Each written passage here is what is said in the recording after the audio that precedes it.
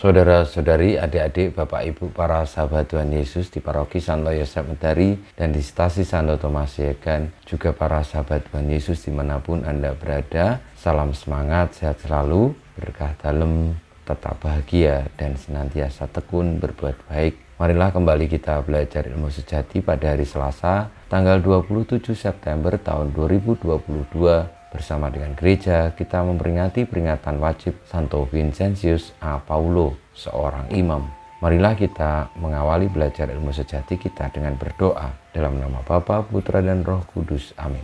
Allah Bapa, pembela kaum papa, Engkau telah membina Santo Vincentius imammu dalam kegiatan kerasulan menyelamatkan orang miskin dan mendidik rohaniwan. Semoga kami dikobarkan dengan semangat yang sama, mengasihi dan dikasihinya, dan melaksanakan ajarannya dengan pengantaran Tuhan kami Yesus Kristus Putramu yang hidup dan berkuasa bersama Dikau dalam persatuan Roh Kudus Allah sepanjang segala masa. Amin.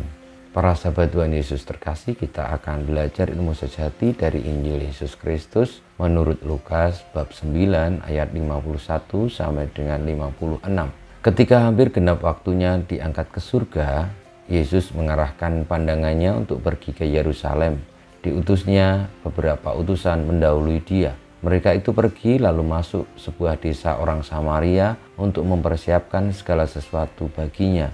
Tetapi orang-orang Samaria di situ tidak mau menerima dia karena perjalanannya menuju Yerusalem. Ketika dua muridnya yaitu Yakobus dan Yohanes melihat hal itu, mereka berkata, "Tuhan, bolehkah kami menurunkan api dari langit untuk membinasakan mereka?" Tetapi Yesus berpaling dan menegur mereka. "Kalian tidak tahu apa yang kalian inginkan.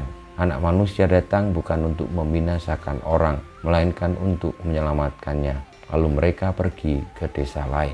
Demikianlah sabda Tuhan, terpujilah Kristus. Saudara-saudari, adik-adik, Bapak Ibu yang terkasih, kisah tentang Tuhan Yesus yang mengarahkan pandangannya ke Yerusalem dan mengutus utusan untuk mendahuluinya masuk ke Yerusalem tentu menjadi cerita yang unik karena ketika hendak memasuki Yerusalem dan harus melewati desa Samaria, Tuhan Yesus ditolak oleh orang-orang Samaria itu karena terkait dengan tujuannya ke Yerusalem. Apa yang melatar belakangi penolakan itu? Ya, kita semua tentu hanya tahu bahwa orang Samaria dengan orang Israel itu tidak akur atau bermusuhan, sehingga siapapun yang menuju ke Yerusalem melalui desa itu ditolaknya. Ketika mengalami penolakan itu, para murid lalu merasa jengkel dengan orang-orang Samaria itu, dan dengan enaknya mereka itu lalu ngomong kepada Tuhan Yesus, apakah diperbolehkan untuk menurunkan api dari langit? Artinya itu untuk membinasakan mereka karena mereka telah menolak Tuhan Yesus.